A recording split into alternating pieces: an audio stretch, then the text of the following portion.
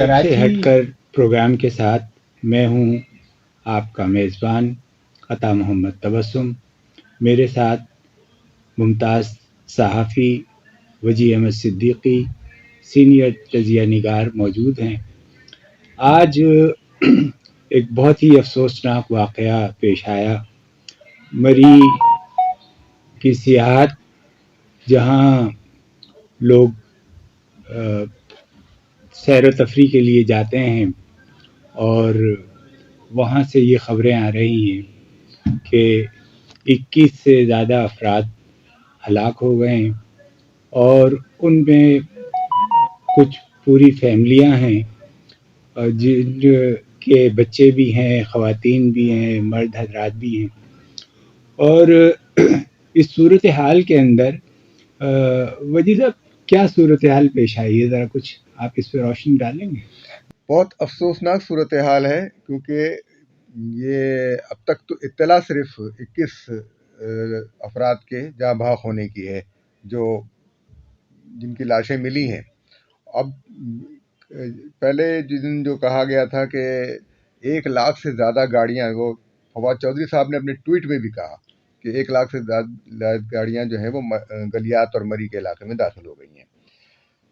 کل رات deputy commissioner Rawalpindi کے ایمرجنسی سینٹر میں 500 کے قریب کہا جاتا ہے کہ 500 سے زیادہ ایمرجنسی کالز آئیں، لیکن ان میں سے کسی کال پر کوئی توجہ نہیں دی گئی. آج دن 12 بجے ریسکیو کا کام شروع ہوا اور لوگوں نے، جنہوں نے اپنے رشتہ داروں کو اور لوگوں کو بتایا، تب یہ معلوم ہوا کہ صورتحال کیا ہے. ان علاقوں میں بجلی بند ہے، بجلی کے لیے جو جنریٹر ہوتے ہیں وہ ان کے لیے پیٹرول نہیں ہے، ڈیزل نہیں ہے، موبائل سسٹم بند ہے. لوگ 2 دن سے جو ہے وہ پھنسے ہوئے ہیں شدید سردی میں، اور اسلام آباد کے کمشنر نے وہاں سے راستے بند کر دیے. یعنی کوئی آدمی مری سے اسلام آباد داخل ہی نہیں ہو سکتا تھا. مطلب یہ تک میری سمجھ میں نہیں آیا. یہ حکومت عجیب حکومت ہے.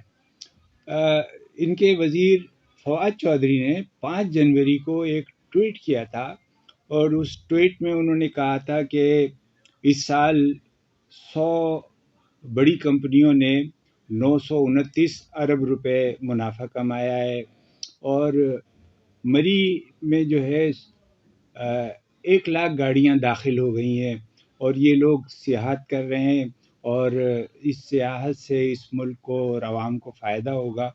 اور یعنی کہ اس نے یہ بھی کہا تھا کہ میڈیا گروپس کی آمدنی میں 33 سے 40% کا اضافہ ہو گیا ہے اور بڑے منافع میں جا رہے ہیں اور لوگ جو ہے چونکہ کمائی ہو رہی ہے اور لوگوں نے بہت زیادہ دولت حاصل کی ہے تو وہ سیر و تفریح کے لیے وہاں جا رہے ہیں. گویا یہ اصل میں مہنگائی کا جو سیلاب آیا ہوا ہے اور لوگ اس کی شکایت کر رہے ہیں کہ پیٹرول مہنگا ہو گیا ہے، اس کے نتیجے میں بجلی مہنگی کی جا رہی ہے، گیس جو ہے وہ نایاب ہو گئی ہے، گیس مہنگی بھی کی جا رہی ہے اور نایاب بھی ہو گئی ہے اور مل نہیں رہی ہے.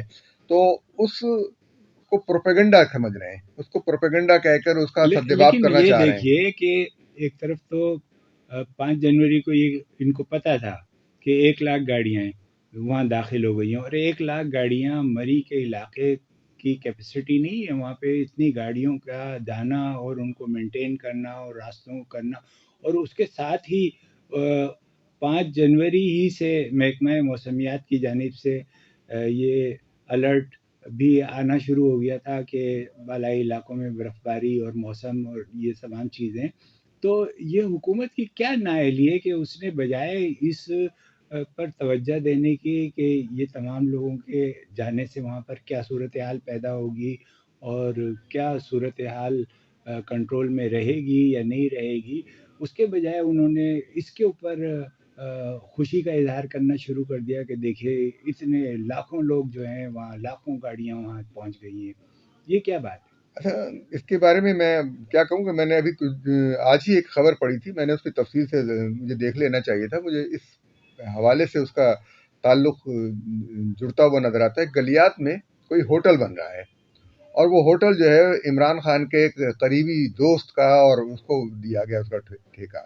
اور اس ہوٹل کے اندر جو ہے وہ کوشش کی جا رہی ہے کہ زیادہ سے زیادہ لوگ آئیں. تو میرے خیال میں اسی قسم کی جو چیزیں تھیں وہ بجائے اس کے کہ کیا آپ انتظام کر سکتے ہیں، کیا انتظامات آپ نہیں کر سکتے، ان کو ان سب چیزوں کا اندازہ لگائے بغیر جو ہے وہ وہاں پر سیاحت جو ہے وہ برف باری لوگ دیکھنے آئیں گے. برف باری جب دیکھنے آئیں گے تو برف باری کوئی ایک ایسی چیز نہیں ہے جس کے لیے انتظام آپ کی سڑکیں صاف ہوں، سڑکوں کے صاف کرنے والی مشینیں ہر وقت موجود ہوں. اس کا مطلب یہ ہے کہ مشینیں موجود نہیں تھیں. لیکن وجہ صاحب مجھے تو یہ لگتا ہے کہ یہ نااہلی اور یہ بد انتظامی اس حکومت سے جو سامنے آئی ہے، تو چونکہ ان تمام علاقوں میں عموماً فوج کے ادارے بھی روبہ عمل ہوتے ہیں اور وہ بھی امدادی کارروائیاں کرتے ہیں، تو لگتا یہ ہے کہ کوئی سیڑھی جو تھی ان کے نیچے سے کھینچ لی گئی ہے اور انتظامی طور سے ان کو بے نقاب کیا جا رہا ہے کہ یہ اتنے ہی نااہل ہیں، اتنے ہی بیکار لوگ ہیں. تو یہ بھی کچھ نظر آ رہا ہے. آپ اس بارے میں کیا کہتے نہیں، بالکل یہ تو ساری چیز جو ہے نا انہوں نے جو جو لوگ ان کو لے کر آئے یا جن کو یہ کہا جا رہا ہے، یعنی ہم تو نہیں کہہ رہے کہ لے کر آئے، لیکن بہرحال ان کو بھی غلط فہمی ہے کہ یہ جس کے کندھوں پہ چڑھ کر آئے ہیں تو اب ہم سارا ذمہ داری وہ کریں، وہ نبھائیں. دیکھیں فوج خارجہ امور میں وہ بات کرے، امریکہ کے ساتھ بات کرنی ہو فوج کرے، سعودی عرب کے ساتھ بات کرنی ہو فوج کرے، تو چین کے ساتھ بات کرنی ہو فوج کرے. تو پھر ان کا کیا کردار ہے، ان کا کیا ویژن ہے، ان کا کیا پروگرام ہے؟ اب ملک کے اندر جو ہے ملک کے اندرونی معاملات، کراچی کے معاملات ہوں، امن و امان کے قیام کا معاملہ ہو تو فوج کا ذیلی ادارہ کام کرے، رینجرز کرے، یا پولیس کا جو ادارہ ہے یا وہ اس کو کام نہ کرے وہ. تو یہ ساری چیزیں ہیں؟ نااہلی مجھے کی لگ طرف. رہا ہے کہ ان اداروں میں جو ایک توازن ہوتا ہے، جو ایک اشتراک عمل ہوتا ہے، اس میں بھی خاصی دراڑ پڑ گئی ہے. اور آپ یہ دیکھیے کہ ہم D G I S P R نے جو پریس کانفرنس کی تھی، اس کے پہلے عمران خان نے جو کچھ کہا تھا اور غصے کے اندر جو سوالات اٹھائے تھے، تو D G I S P R کی پریس کانفرنس لگ رہا تھا کہ اس کا جواب ہے.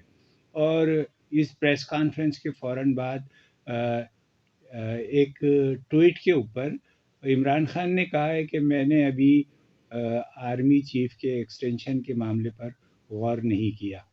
تو یہ سوال اس وقت اٹھانا اور اس کا ٹویٹ کرنا، یہ کچھ مناسب سا اور مجھے غیر محل سا نظر آتا ہے. آپ کیا کہتے ہیں؟ بات یہ ہے کہ یہ دوبارہ چارہ ڈالنے کی کوشش کر رہے ہیں، یہ سوال پھینک کر کے جی ہم آرمی چیف کو پھر وہ ایک لالچ سا دینا چاہ رہے ہیں. آرمی چیف تو پہلے ہی جو ہے وہ میرا جہاں تک خیال ہے کہ وہ ان سے یہ غلطی ہو گئی ہے کہ وہ اپنی توسیع انہوں نے لے لی ہے، اور اس توسیع کے نتیجے میں ان کے کھاتے میں، ان کے حصے میں کوئی خوشگوار چیز نہیں آئی ہے.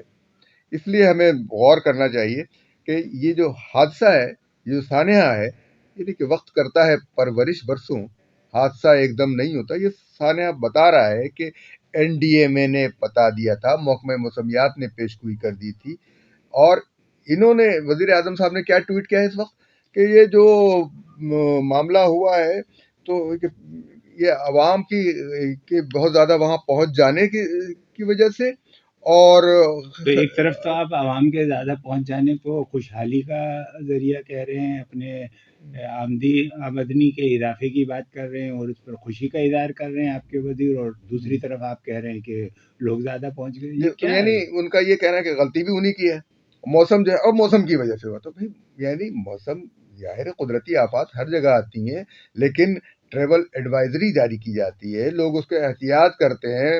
امریکہ اور یہ دوسرے ممالک ہیں جہاں پر وہ احتیاط کے ساتھ بات چیت ہوتی ہے کہ بھائی لوگوں کو بتایا جاتا ہے کہ بھائی آپ اس دوران سفر نہ کریں، اور ان کو بہرحال روکا بھی جاتا ہے. بہرحال حادثہ بڑا ہے، سانحہ بڑا ہے، اور اس پر تمام ہی جماعتوں نے بڑے اپنے دکھ اور اضطراب کا اظہار کیا ہے. لیکن اس میں پھر سبقت جو ہے وہ جماعت اسلامی نے لی ہے کہ جماعت اسلامی نے وہاں باقاعدہ امدادی کیمپ قائم کیے ہیں، اور ان کے افراد اور رضاکار وہاں پر امداد کے لیے موجود ہیں.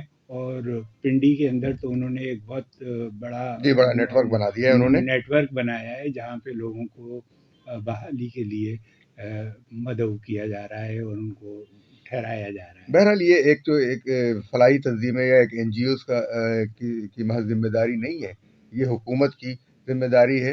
اور اگر فوج کام کر رہی ہے تو فوج کا کام، بہرحال ہم تو یہ کہتے ہیں کہ یہ فلاحی کام کرنا تو نہیں ہوتا، ان کے کام تو سرحدوں کی نگرانی ہوتا ہے. تو اگر وہ کر رہے ہیں تو یہ احسان ہے والی بات ہے. لیکن ہمیں یہ سوچنا یہ چاہیے کہ ضلعی انتظامیہ اور پنجاب کی حکومت اور اسلام آباد کی انتظامیہ، اس نے کیا غلطی کی کہ وہاں سے لوگ اگر نکل سکتے تھے تو نکل جاتے اور ان کو موقع مل جاتا، ان کو لوگوں کو گھیر گھار کے وہیں بند کیا گیا ہے اور وہیں پر ان کو قید کر کے جو ہے مجھے ایسا لگتا ہے کہ مارا گیا ہے. بڑا ہی افسوسناک سانحہ ہے جس پر جتنے دکھ کا اظہار کیا جائے اور پوری قوم اس دکھ میں شریک ہے. اللہ تعالیٰ ان تمام جو لوگ اس دنیا سے اس حادثے میں چلے گئے ان کے خاندانوں کو صبر جمیل دے، ان لوگوں کی مغفرت فرمائے. اور اسی کے ساتھ ہم اس پروگرام کا اختتام کرتے ہیں.